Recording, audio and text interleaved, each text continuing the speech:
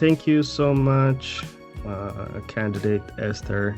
My name is Hénok Mangistu. I'm the founder of Itiyopic, a local news organization that's dedicated to serve the Ethiopian and Eritrean communities in the DMV region. And since we have a majority of our community, the residents of Montgomery County, we are doing this series of interviews to the county executive candidates so that we can bridge the gap between the community and those that are trying to get public office spaces. That being said, today I'm joined by one of our community member, Metaseviya, and I'm going to popcorn it to her to introduce herself, and we'll go forward from there.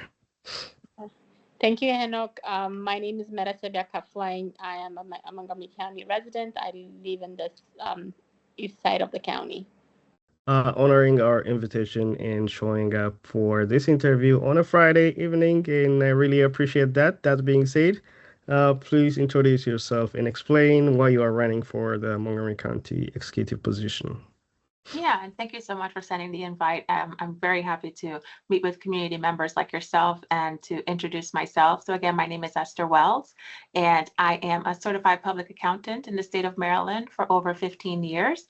My family, we migrated from the Caribbean, country of Trinidad and Tobago, over 30 years ago. And when we moved to the United States, looking in search of the American dream, we came here to Montgomery County. And it has been such a privilege to live here in Montgomery County. I went to elementary school here in MCPS all the way through middle school, high school, and then I went on to receive my bachelor's of accounting from the University of Maryland, the Robert H. Smith School of Business. And then I furthered my education to receive my master's in taxation and working in public accounting. And so I owe everything to MCPS, to Montgomery County, for really helping me and my family elevate ourselves out of poverty, right? As immigrants, we come here for a better life, and I feel like I've embodied that American dream. And so that is part of my reason for running for county executive, is to just ensure we keep that dream alive, to be an inspiration to our immigrant community and our children that may be currently still going through those hard times, to have hope, to know that, you know, a good education can really change the trajectory of your family, of your legacy, and the importance of getting a good education, which is why our parents brought us here. Both my parents, they still work here in Montgomery County. They drive the ride-on bus for over 25 years, faithful. And so that level of hard work was really instilled in me to just continue to work hard and know that hard work works. I currently have two boys. One son, he's 8 years old. Another son is 13 years old. And he has autism spectrum disorder and ADHD, and also attends MCPS. And when I had my son, I was told that MCPS is the best school system for a child with special needs and developmental delays. And so that's really what kept me here. Over the years, you know, we've seen increase in the cost of living. We've seen the increase in I'd say mainly a decrease probably in the quality of life, but an increase in our tax burden, for example. And what has really given me hope is to just know that at least I know the tax dollars are going to the children that need it the most, like myself, right? Paying it forward, that when I couldn't pay for the field trip into schools, or when I couldn't pay for the food or other things for no fault of my own, someone paid it forward for me, and I'm here to do that for the next generation of children. And so that feels good to be able to do. And really, I think running for county executive will help me to ensure that we preserve those opportunities for all people, for all children, for anyone that wants to come here and have a better life and really contribute to their community. Okay, I'm gonna read from the question that we collected from the residents. Residents have expressed interest in how the county maintains public safety and community stability.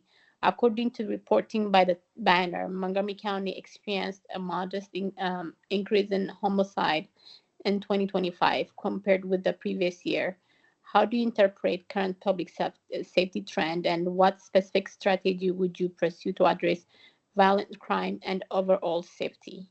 Yeah, no, that's a great question. So public safety is in the top 3 issues for my platform, and I definitely encourage voters to go to voteforesther.com to check out all of the issues and priorities that I have listed for my candidacy. So specific to public safety, I do believe that overall it's important to have a fully staffed public police department. One thing that we have seen is that there's a record level of staff shortages within Montgomery County Police Department, and that yields a lot of excess overtime, which from a budgetary standpoint costs taxpayers more money, but also from a ability to serve the community. It doesn't serve the community when we have our police officers that are working extra long shifts, that they're tired running from one call to another, where they're unable to have that breather time, to have that wellness time. So one of the things I think is important, in addition to fully staffing our police department, is ensuring that they have adequate wellness programs in place. Because as we know, I have taken the Citizens Academy, for example, that's available here in Montgomery County, and I encourage everyone to check it out. It's free. It's a 15-week course where you learn about policing in our community, and our police officers are exposed to a lot of violence, a lot of things that, you know, can really pull on your heartstrings, and to, you know, be required to go from one case to the next, it really takes a toll on their mental health and whether they can really serve us in the best form. And so I would say it's important to staff 100% so that they're able to bring their best self to work. Also ensure that they have a wellness program and that they're supported as they support us and serve us to enjoy our communities. I would also say that we need to improve our officer morale through enhanced, like we said, wellness services. One of the things that we've seen post pandemic or post George Floyd is that there have been a lot of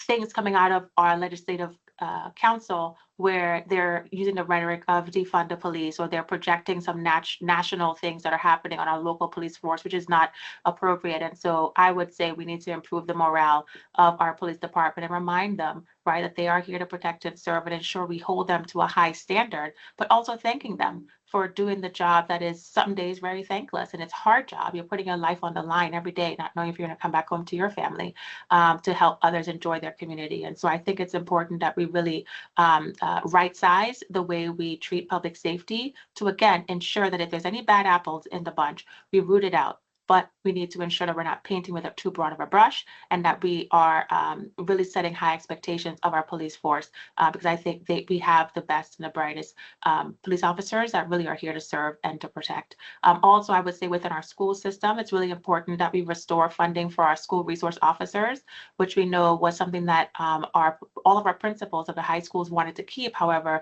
the current incumbent county executive made a decision to remove police officers from our schools, and unfortunately, what we've seen over the last few years is there's been 2 school shootings, right? And we know that during times of school shooting and imminent danger, every second counts. And so we cannot afford to have our children in schools where they are not protected by officers that are there on site to keep them available to learn in the classroom, and keep our staff free to work in an environment that is conducive to their needs. And so I would say we need to return to having our SROs in our schools to help primarily with crisis support and to address safety concerns during emergencies, but definitely not for any disciplinary action, because we know with children and adolescents, we tend to push the boundaries and, you know, really explore our human nature. And so it's important that they're given a safe space to do that and to be given discipline and consequences that is by the administration, but it's also appropriate so that they are able to be thriving adults once they exit our school system.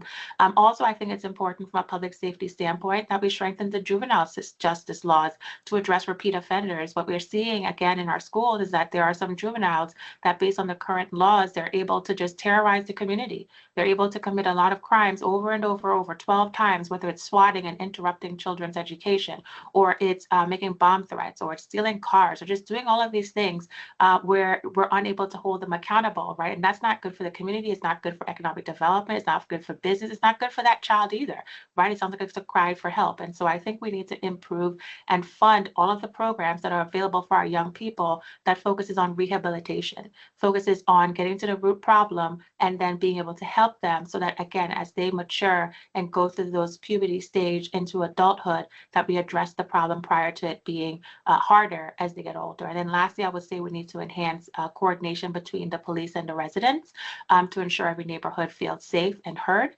As we know that it doesn't need to be a choice whether you will feel safe in your skin or you have a police officer. It needs to be that everyone feels safe and is safe in their community, and that they feel heard when it comes to their needs for public safety. Thank you for the extended answer. The next question that we got from our readers is parents have asked about how issues related to gender identity and sexuality are addressed in public schools. What role, if any, should the county executive play in these matters, and how should parental preferences be considered? Yeah, no, that's a great question. I know that recently we've had the one case in MCPS with the parents that sued MCPS for the opt-out that went all the way to the Supreme Court. And ultimately, the Supreme Court ruled that parents should be allowed to opt out of certain education that goes against their religious belief. And so I am a Christian and I attend a local fellowship here, and I believe in having Christian values. That's something I teach my children, but I also teach them that it's important to love everyone and to, ensure that everyone feels safe. And so as a county executive, I think it's important that, whether you're part of the faith-based community or not, it's critically important that everyone feels welcome, everyone feels safe, and everyone's able to be in the school system available to learn. But in saying that, I do agree that as a parent, you're a child's first teacher, right? You are there when the child takes their first breath, and you will be there when you take your last breath for your children. And so I think it's important that we right-size the conversation in ensuring that the support system of the schools, the support system of the council and the government, they're there to support the parent as they raise their child. And so we need to ensure that we are not eroding the rights of parents. We need to ensure that any problem we're trying to solve or issue we're trying to address keeps intact all of our rights, our constitutional rights, our God-given rights. And so to me, I believe that when it comes to certain curriculum in our school system, for example, here in Montgomery County, MCPS needs to do a better job in coordinating with parents and ensuring that parents have access to the curriculum before it's taught to the children. The parents are aware of when certain curriculum is being taught and having an open conversation, right? So maybe everyone doesn't agree with the same religion, but it's important that parents feel respected because, again, I'm entrusting you to supplement the education I'm giving my child at home. And it's important that you listen to what my needs are and my rights continue to be protected.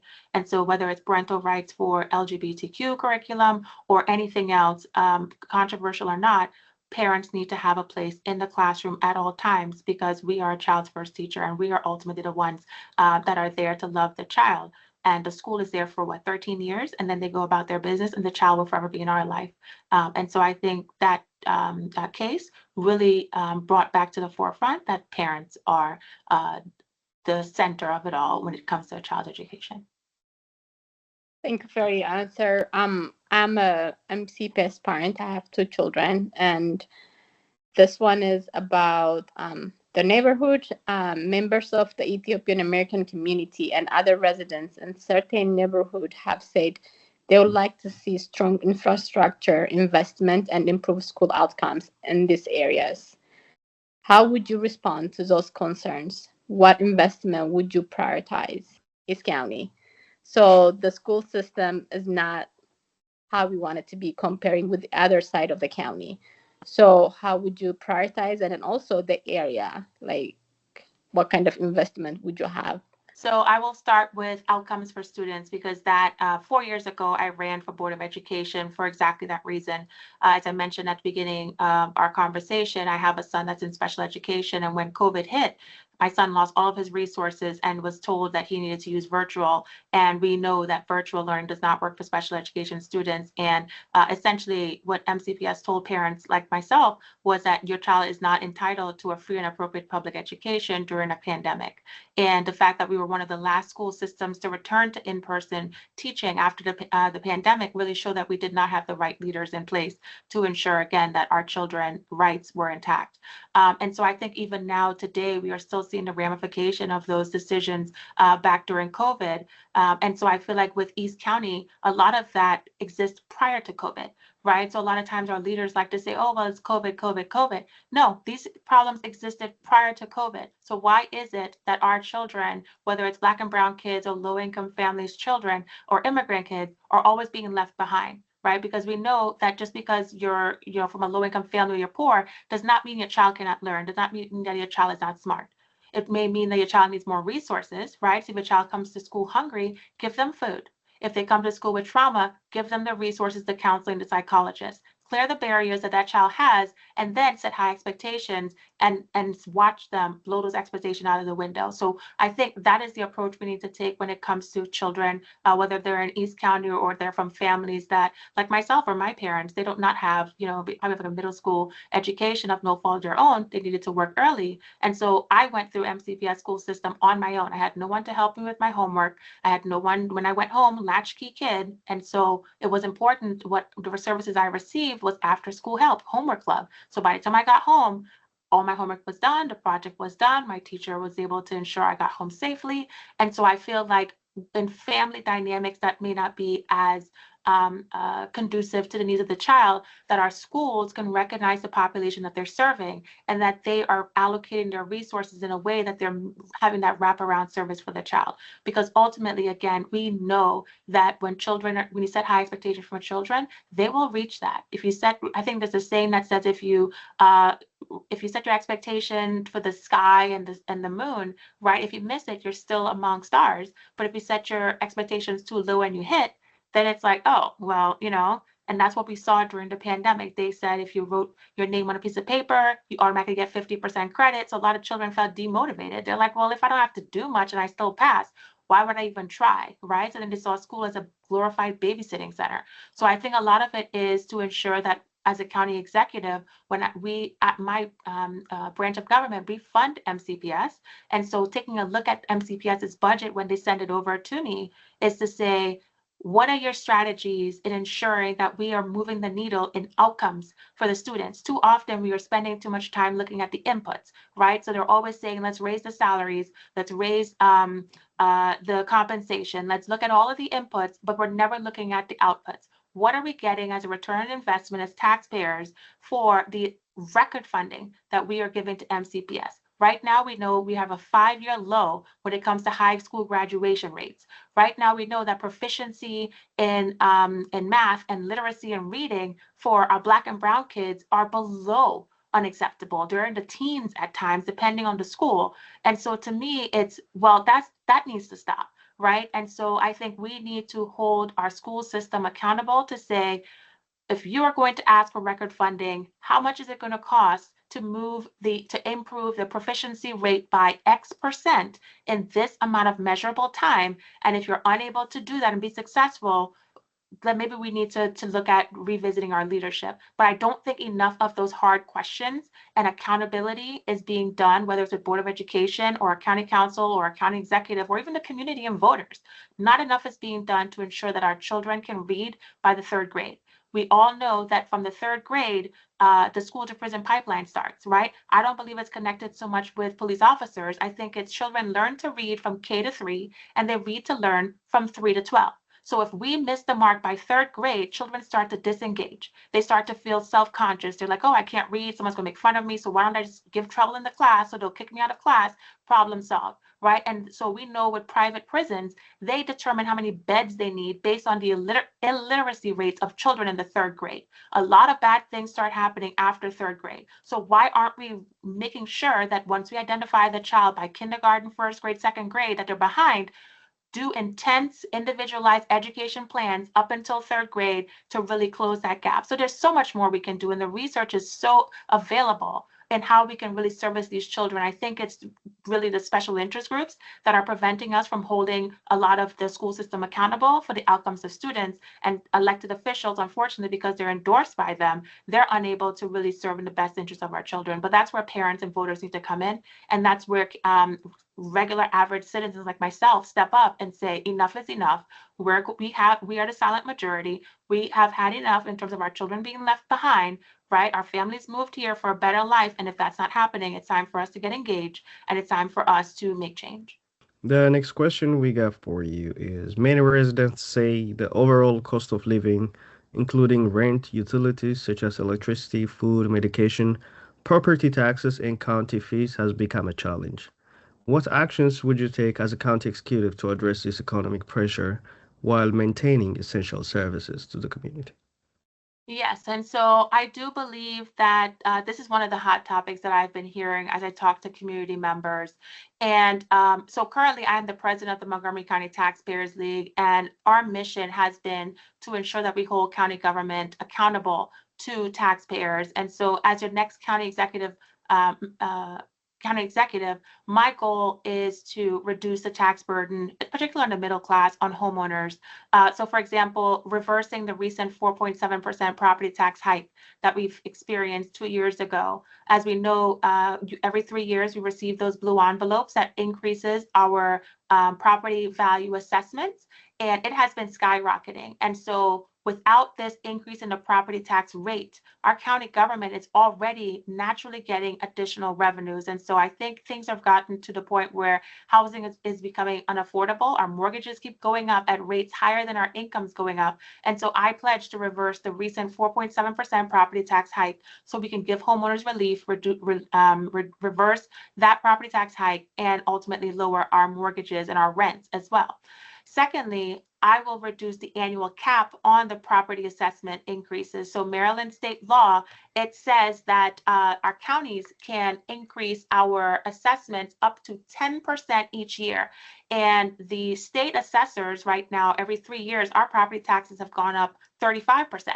Right? So 10% is high, and surrounding counties like PG County, their cap is only 5%. They didn't max out like Montgomery County did. So a lot of our comparable jurisdictions in Maryland average around 5% cap per year. And I want to get back in line with those surrounding jurisdictions. So I would propose to reduce the cap on the increase in our tax assessment by 5%. And again, that will bring relief immediately to homeowners when it comes to our monthly mortgage and our rents. Also, I believe it's important for us to streamline the permitting process. We know that the housing supply is challenged right now, and a lot of developers are saying it takes too long for us to get a permit, right? And I'm experiencing that right now with my church. We're trying to have an outdoor digital sign, and it has taken too long for us to just get the 3 or 4 permits we need so we can move forward in having an outdoor digital sign. So that's one of the things that's streamlining the permitting process. Another thing would be recently Montgomery County approved rent control or rent stabilization. As a county executive, I believe that that is stifling, again, the development of new housing in our community. And so my plan would be to block or weaken rent control laws to stimulate new construction and grow the accessible base for property tax revenue. Also to expand the exemptions that would be allowed to be made to make it easier for landlords to qualify for fair return petitions. So a lot of what I propose is to allow homeowners, allow residents, allow taxpayers to keep the money in their pockets so they can decide how they're going to spend it, whether it's to pay additional bill or it's to fund another nonprofit locally that they believe in their mission and their values, or it's to save and invest for their child and their college and their future, or to move from a renter to a homeowner. There's so much more we can do as households and as residents that when the government is not overtaxing us. Before we move to the next question, Mati, I have one follow-up for this one. You said you want to remove the rent control. Correct. How do you think that renters will fare from this, especially low-income renters? Right. And so for rent control, that is a law that was put in place by the county council. So as a county executive, I cannot reverse it or veto it. It would be something that the county council would have to do. But as a county executive, whether the funding that I would offer as part of the budget would be, for example, we have the new Department of Housing and Community Affairs, DHCA, and they're the enforcers of some of the protections for rent control. What we are seeing is that the county is raising our property taxes, for example, right? So the rent that a landlord charges is usually around what they pay for the mortgage, and maybe they have a small gross up profitability to pay for any repairs, things may be needed. When the county government and the state are raising the property tax assessment by 30%, and they're raising the property tax rate by 5%, that is more than what the rent control is saying the landlord is able to raise their rent on, right? So they'll have to ask to say, well, the only reason my rent needs to go up is because the government is demanding more of my money, right? And so I think there's a disconnect where our government is making it harder for landlords to even break even. And then they're saying, well, the tenant doesn't have to pay rent for at least 6 months. The earliest a tenant could be evicted, where that landlord, if it's a personal citizen like you and I, where they still have to pay that mortgage on that house that the tenant is no longer paying, plus they have to pay their own living expenditures. And so I think there just needs to be better balance where both sides are brought into the equation. And again, coming forward to saying that you're acting in good faith. Right. I'm not talking about the ones that are just price gouging and are just here to just, take advantage of people that for whatever reason, whether there's a credit score, they're new to the country, they cannot do better. I'm talking about those good faith landlords that are small, mom and pop, just looking for, passive income to help build, again, their family wealth. And they're unable to break even because of the laws that are in place. So for me, it's looking to see what protections are currently in place for landlords and tenants and ensuring that it's balanced. I've been a landlord in Montgomery County. I've said I've never be a landlord again, mainly for that reason of just how hard it is for the landlords to exercise their rights and ensure that the tenant is acting in good faith. But I've also seen, right, where you have loved ones being evicted and how the conditions of some of the homes are just terrible, right? It's infested, it's not sanitary, you have children that are being impacted. But for me, it's more saying everyone has a role to play in our community, and we need to ensure that everyone has somewhere safe to live, that is sanitary, and that's affordable, and the government can do more to ensure that our cost of living is lower. Because right now, I do believe our government is just overbearing when it comes to the burdens of taxes and regulation towards both parties. Thank you. I'll pass it to Mati for the next. Okay. The other question, some residents have said they would like to see improvement in government efficiency. What reform would you prioritize to improve the effectiveness and accountability of county operations? Yeah, no, that's a great question. And that's, again, part of my platform. So definitely check me out on voteforesther.com. And so what I would say is government accountability right now for FY 2026, our budget for the county is $7.6 billion, right? That's bigger than some countries' budget. And what I believe is that, and what I've seen are these audit findings by the Montgomery County Office of Inspector General. So this is the actual county government, an arm within our county. They are paid to review the operations, the procurements, the spending of our government, $7.6 billion. And our OIG has said for last fiscal year ended FY 2025, that there were over $18.1 million of waste and mismanagement of taxpayer funds. And though $18 million compared to $7.6 billion seems like a drop in the bucket, I believe that that $18.1 million is as much work as they were able to get to due to the small size of their group, not necessarily reflecting the level of waste that is happening in our government. And so one of the things that I would recommend as a county executive is a full-blown audit of all of our spending from all of our departments, particularly the ones within the Department of Health and Human Services, where a lot of the findings are coming out that unfortunately, some of our grant funding from our nonprofit partners are out of compliance, where we're seeing that there are some non-competitive bid contracts where, again, they just have an open line of access to our tax dollars without that accountability, without that oversight, without truly understanding how much of every dollar is making to its intended purpose, whereas how much of it is going towards overhead, right? And so I appreciate the county's initiative to say we want to offer more grants to smaller nonprofits. But the drawback to that is every time you have an individual instance of a nonprofit, you then have that overhead administration. So you will have your president, your director, you'll have your secretary, you'll have all these people that are just overhead, and then maybe you'll have a couple of boots on the ground folks that actually getting the job done. And so there needs to be some type of synergy or streamlined department or division or staff that will remove that level of redundancies to, again, free up more of our taxpayer dollars that are going to these safety net programs to get to the intended purpose, because we know government cannot do the work. We need our public and private partners. We need our faith-based community members who knows our residents, who have built that trust and relationship with our residents. But we also need to ensure that we have accountability, because again, we need to quickly be able to root out if there are any bad actors. We need to quickly be able to be responsible to taxpayers that are sacrificing to be able to provide these programs. And so I would say when it comes to government efficiency, we need to improve in our enforcement. We need to improve in our oversight, in our transparency, in our accountability, all of those things that taxpayers have come to require for us to then feel like, okay, my community is better because these nonprofits are serving the most needy of us all, whether it's for food insecurity, or it's for homelessness, or it's a myriad of things that community members find themselves needing temporarily. They're there for those people. We just need to ensure that the system is accountable to taxpayers that are ultimately funding all of it. I would also say that we need to evaluate whether the county employees' salary pay scales are competitive and equitable and sustainable. I believe the last study was done in 2010, and we know that within even our county budget and our school budget, that a majority of our funding is for salaries. And so we just need to ensure that we're timely monitoring and measuring and comparing whether our salaries are comparable and competitive with local governments or with the private sector, wherever our employees may be leaving.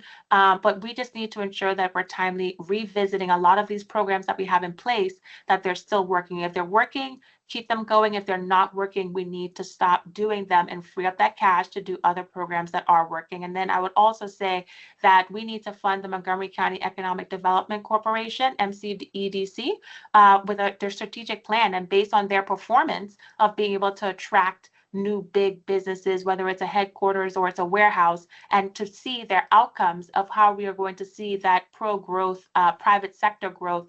That's when we can say, yes, let's continue to increase how much funding we give to that public-private partnership. And so for me, when it comes to government efficiency and government accountability, as a CPA, I have done tax audits. I've worked in public accounting. I've worked for Big Four firms. I currently work in a corporate tax department where a lot of my work is looking at financial documents and looking at audits and budgets, that this would be something right up my alley that I can, and I have done with the Taxpayers League each year. For the last 3 years, I have led the Budget Palooza for MCPS's operating budget, which is over $3.5 to $3.7 billion. And I've identified ways that MCPS can find savings and where MCPS can temper their requests to reflect the economic conditions and headwinds that our county is experiencing right now. And so I do believe that I am the right leader in this moment to really help Montgomery County to have more fiscal discipline and to have that government accountability and restore that trust with the people.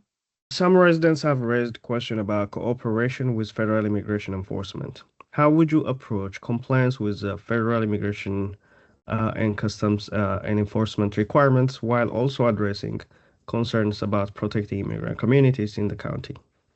Yeah, no, that's a great question. And again, I am an immigrant in Montgomery County. My family migrated here over 30 years, and we were sponsored by a family here in Montgomery County. And I think living in America, living in Montgomery County is a dream. The country I come from is a beautiful country, but it's filled with crime, a lot of gang violence. It's filled with a lot of poverty, no opportunity. I think you have to have a college degree to work at a KFC. I mean, it's just so hard of a life that I am so grateful for my parents for having the opportunity to bring us here. And so I understand whether it's a desperation or it's fleeing a place that you love and you've known for an unknown place to just to live that dream, to do better for your families. And so I understand why a lot of our residents have made that ultimate sacrifice to travel the journeys they have and to go to the lengths that they have to be here, because Montgomery County and America in general is just a great country to live in. And so I have that understanding in my back of my head.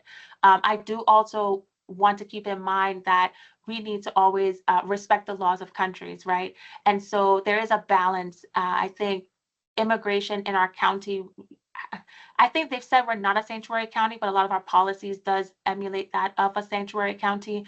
And I think it's great that we have these programs to help keep people safe and housed and fed when it comes to children and unaccompanied minors. Again, they have done nothing wrong but existed, and that they deserve to feel safe and to have a stable life.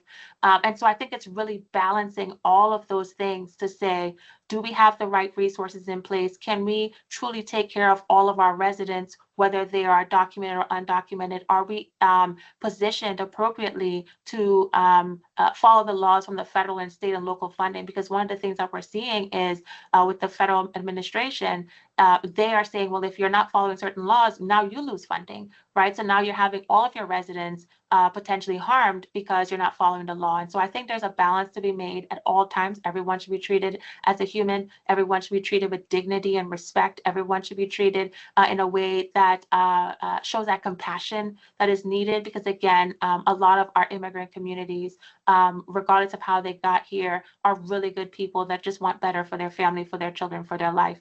And so what I would do as a county executive is ensure that, one, we're following the law, but that we're also providing safe communities for all of our residents, and ensuring that everyone can be here and thrive.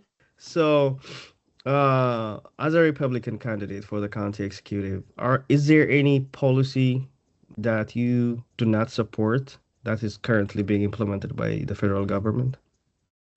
Policies that I do not support, I believe we need to secure all of our borders, mainly because I believe that a lot of our safety net programs are overwhelmed. We see that from a healthcare standpoint, our emergency rooms, the wait times there, the lines are excessive. We see that with our classrooms and our schools for a period of time, the classrooms are overcrowded.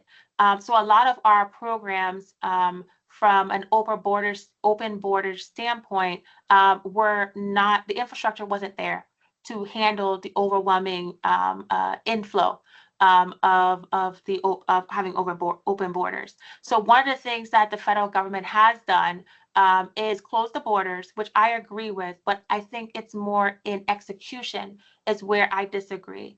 As I mentioned, as part of my response, is everyone needs to be treated with dignity and respect. Everyone at all times deserves to be given their time in court, be given their ability to speak to the citizens about what it is that their situation. And I feel like I've heard reports where that's not always consistently happening. And so I think that in policy, there has been a lot that I agree with when it comes to maintaining law and order or securing our borders, because every country needs to secure their borders. But I think in the same breath, we need to treat people with dignity as humans and ensure that they are safe at all times and that their needs are met while we go through the legal channels of following the law. And so I think that's just one example. I think another example where probably with the SNAP, where we saw a lot of children lost their food stamps for being able to fund something else. And, so I think we should not play around when it comes to these safety net programs and harming the most vulnerable population of our residents. I think it's important that if you're trying to do something, do it bipartisan, do it in a way that is not going to have a lot of unintended consequences where innocent residents are being harmed because you're trying to either rally up your base or you're trying to, make a political win. I think too much of that has been happening. And so I think those are probably the main ones where you're harming children that, again, of no fault of their own, are being caught in the crossfire, and that's not appropriate.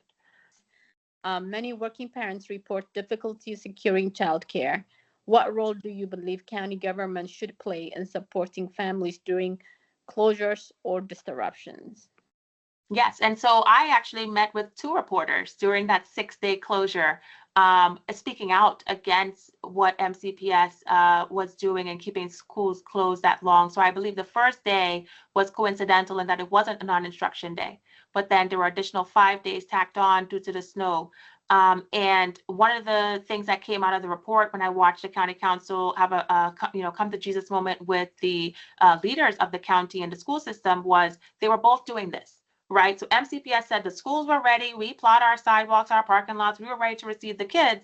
It was the county that didn't plow the sidewalks leading up for the walkers, the 20% of students, and so we couldn't open schools. And then the county was saying, well, no, it wasn't our fault because we asked MCPS if they needed help and they never told us where the bus stops were located. And I'm like, that's neither here nor there. When I pay taxes to the government, to Montgomery County, I'm paying Montgomery County. MCPS is part of Montgomery County, and the county government is part of Montgomery County. I do not want to hear the blame. You are all leaders. You're all going to win together. You're going to lose together. And so one of the things I mentioned was that they need to have better coordination within each other. And one of the things that I've mentioned when I was running for Board of Education is MCPS is a microcosm of the county, right? MCPS is an educational institution. And I think there needs to be a study done to say, does it make sense that there are so many redundancies at MCPS that also exist in the county? So for example, MCPS has its own Department of Transportation. The county has their own Department of Transportation. And so when you have snow removal, you have the county and the school system fighting over the same vendor to remove the snow, and they're not talking to each other as often as they should. So you're having a very disjointed response where some is done and some is not, depending if it was the school, right? No. Maybe we need to have one Department of Transportation at the county level, and we can have a division or a unit dedicated to MCPS, whether it's for transportation or it's for the health and human services. MCPS has their own counselors, they have their own psychologists, they have their own behavioral therapists, but so does the county, right? And so I understand that our students need to have faster access to those type of social nets, but again, why do we need those redundancies and that overhead at MCPS, which we as taxpayers are required to fund every year, or have everything sit at the county level where it belongs and free MCPS up to focus on education? That is what you're here to do. Everything else like food services, transportation, behavioral services, everything else that you're doing, leave that to the experts. You focus on teaching, because right now our students' proficiency and literacy rates are not where they need to be. So maybe we should just get back to fundamentals, get back to basics, and have MCPS only be responsible for educating our children. And I think issues that we just talked about for the snow removal, those could be eliminated, or at least be able to hold someone accountable within government, because they cannot say, oh, it's this person, it's that person. No, it's one department. It'll have one director, which reports to one county executive, and we will be able to say, without a shadow of a doubt, you failed us and you owe us an apology, or you need to, maybe public service is not for you.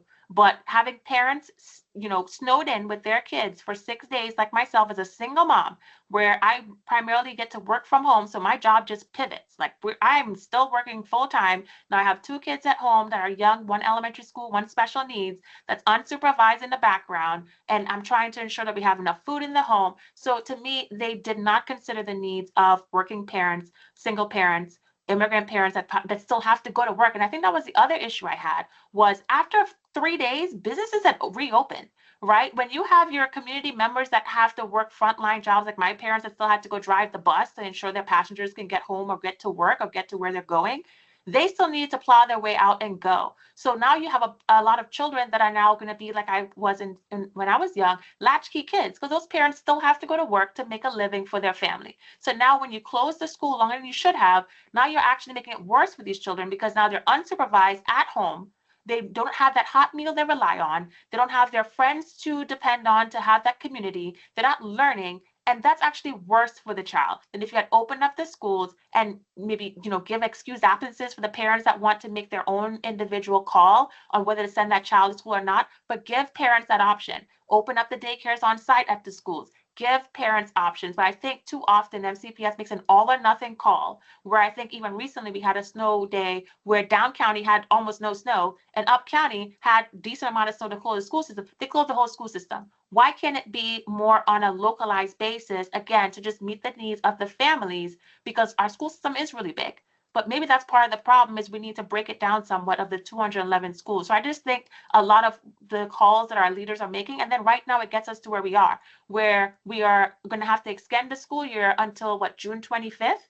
And so we're trying to ask for a waiver from the state. We're trying to change the laws. We're trying to do all these things. But at the end of the day, our children need to have access to their education, and they need to be able to have better outcomes and be competitive when they're assessed on the state test compared to the other school system. The other school systems didn't ask for these waivers, right? We have a contingency plan that we didn't enact, whether it's for spring break or other days. So there was so much that was just not that was done poorly when it came to that response of the snow removal, and we're still feeling the impact of those poor decisions, that I feel like this needs to be studied, and there needs to be a document that comes out of it of how, in hindsight, could we have done better and should do better for the next snowstorm.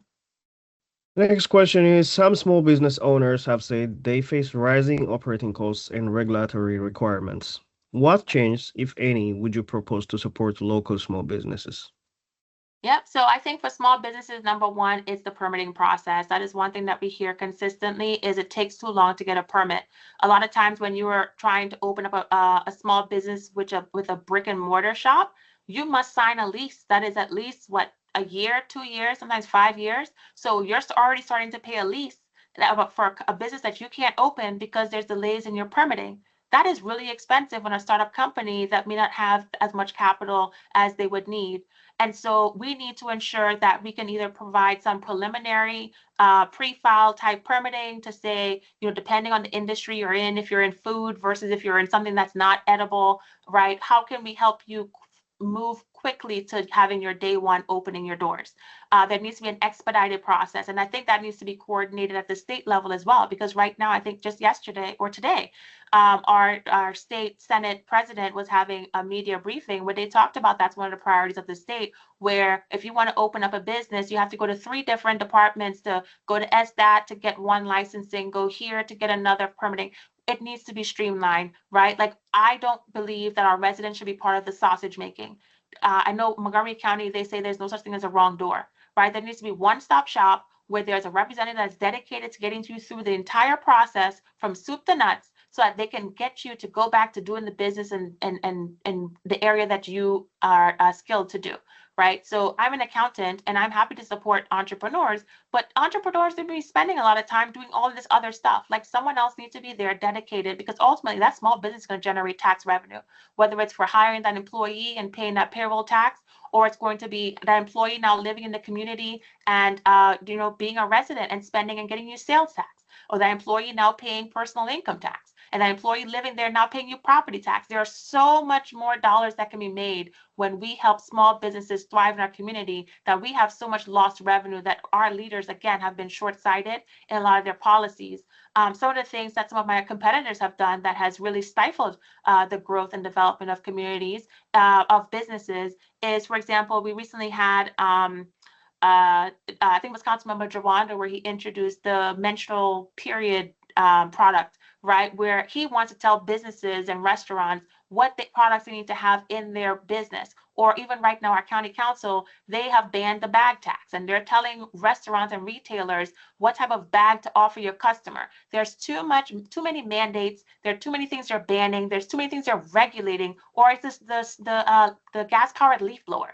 Why is it the county to tell a landscaper, which we proved is primarily an immigrant-run business, what type of leaf blower to use for their business, right? You are harming the immigrant community when you know that that is how we feed our families, to tell us we need to use electric leaf blowers where the technology doesn't even exist right now. And for the ones that are available on the market are not commercial grade. It can't do the job. It's heavy on the back, so it's causing health problems. And so it is, again, the government tries to tell everyone else what to do without having that expertise, without bringing in the right voices into the conversation. And it is stifling, and it is causing businesses to not want to be here or to leave here in a mass exodus. And we really need leaders that are willing to work with businesses, to listen to them, and to just help them do what they need to do. We need to get out of the way and stop always thinking that we know best and that we need to regulate everyone, because that's why we're in the mess that we're in right now. Montgomery County is home to a diverse range of cultures, including a large Ethiopian and Eritrean diaspora community. Is there a cultural tradition, food, music, or local gathering that you especially enjoy, or that helps you understand the community?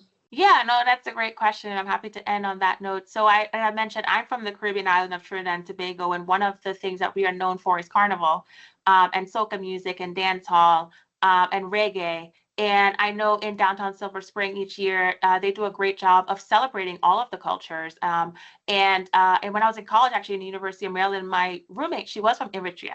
So I learned a little bit about her as well, which was really nice. And I do have friends from the continent of Africa, a lot of in-laws and stuff. And so one of the things that I do appreciate is the diversity that lives here in Montgomery County. I think that's probably why my parents chose to stay here, because how welcoming it is for people that have different backgrounds, different values, but ultimately we come together because we want to have a better life. And it's always so refreshing that when we attend a lot of the events that happen at the Civic Center, for example, is you have like the tasting of foods. Right now, I am a Caribbean, but my favorite food comes from Africa. It's from West Africa, but I do enjoy East African food. I do enjoy trying other cultures' food. And I enjoy the music of other cultures. I think it's important to expand your way of thinking and being well-rounded, to appreciate other people's lives and their lived experiences and why they think and do the things that they do. I think so often that brings clarity, and where we're able to be tolerant of each other, we're able to coexist, to say, help me understand why you would think the way you do. I think that's one thing that, in my opinion, is lacking in Montgomery County. From a political standpoint, right? We have one party rule where it's mainly one voice that gets to be expressed in the county, and others, if you don't express a similar view, you're told to be quiet, or you're told, you're silenced, or you're then labeled as things that doesn't feel good. And so one of the things that I would like to bring back into the conversation is diversity of thought, right? I think it's important that people feel that they're able to express the way they think and be able to substantiate the why they think the way they do, and then not feel like they're going to be persecuted, not feel like somehow there's something wrong with what they're saying or thinking, but just know that it's because I was brought up differently. And so that's one of the reasons why I'm also in the race, is like you mentioned, is I want to bring a diverse view to the policies and priorities of what a county executive can do, and to ensure that we return the power back to the people to say, this is your government, right? We're here to serve you. So often it feels like the taxpayer is here to serve the government, and it just keep telling us, give me more money, where it's like, no, the reason for government is for public safety, it's for education, and it's for transportation and infrastructure. And so that is the social contract that we have signed when we pay taxes. So if you're unable to do those things that government is set up to do, then we have not, our contract is void. And so a lot of our current incumbent council members, for example, they've been there for 8 years, right? So if our quality of life is lower 8 years later, why should you then be able to fail forward into the county executive position where you have not been able to prove that you deserve that promotion? And so to me, my plea to the county residents is to say, try something new, right? Try a new voice, try someone that is just like you, that's here, willing to roll up their sleeve and work really hard and just add value and bring those diverse perspectives to the level where it can affect change. So ultimately, we can all enjoy our community and we can all thrive. Thank you so much. Before I ask you for the closing statement, I heard you say diversity is good and, things like that. Are you pro DEI as a Republican? What's your stance on that? Yeah. So make sure I level set. So when I think of diversity, equity, inclusion, I believe that on the face of it, it was set up for the right reasons, right? And so when I think of diversity and equity, I think of that immigrant child like myself. So if I'm an immigrant here in the county and I'm attending a school system that is, for whatever reason, not able to adequately educate me in the way that I need to be educated, whether it's for language or it's for otherwise, I am then have a achievement gap, right? So I'm already behind my peers. So then when it gets time to go to college, I'm not going to get into the best colleges because my SAT scores aren't great, because I've never been taught, or I wasn't able to go to school consistently. My parents didn't take me, whatever it is that happened, I am now behind. And I believe that diversity, equity, and inclusion originally was set up to ensure that it is not compounded throughout that person's life, that once they are left behind from early education, that now they can't get into college, which means they can't get a good job, which means they'll never be able to have money, which means we continue the cycle of poverty. And so when you create these diversity, equity, and inclusion programs, you're basically saying, we want to ensure that you don't continue to be left behind, but that you are able to be given a second chance at that next level to be represented, because again, the system is not set up or ready for someone like you. What we're seeing today, however, is at times the DEI programs just says, from I think it's like BlackRock or other investment companies, they're telling corporations, you must have 2 Black people on your board, otherwise we're going to charge you a higher interest rate on your borrowing, right? That should not be. It should be, first, you need to have qualified candidates or qualified board members or qualified person for that role. And once they're qualified, then you need to then say, yes, let's ensure we reflect the community that we're trying to serve. I can roll with that. But I think it is unfortunate where you are putting people in positions of power or in positions and roles where they are not ready to be in, with a level of responsibility that cause great risk because you're trying to check a box. And so to me, depending on how a DEI program is delivered with fidelity to meet those type of real challenges that minority families experience, I do think that there are opportunities for a DEI program to work. But unfortunately, we have now come to a place where it's more just, see, we need to look a certain way, right? And we need to check certain boxes. That's not appropriate. So that's why I would say it's more nuanced in my stance when it comes to DEI. I think I would more need to look at how is it being implemented and whether or not the outcomes of its intended purpose is serving in the best interest of those stakeholders. Thank you so much, candidate Esther. That's all the question we got for you. But if you have any final statement to the community, parting statement, this is your chance, and we'll close it with that. Yeah. Thank you. Well, thank you so much for the great conversation this evening. I really appreciate the thoughtful questions, thought-provoking questions.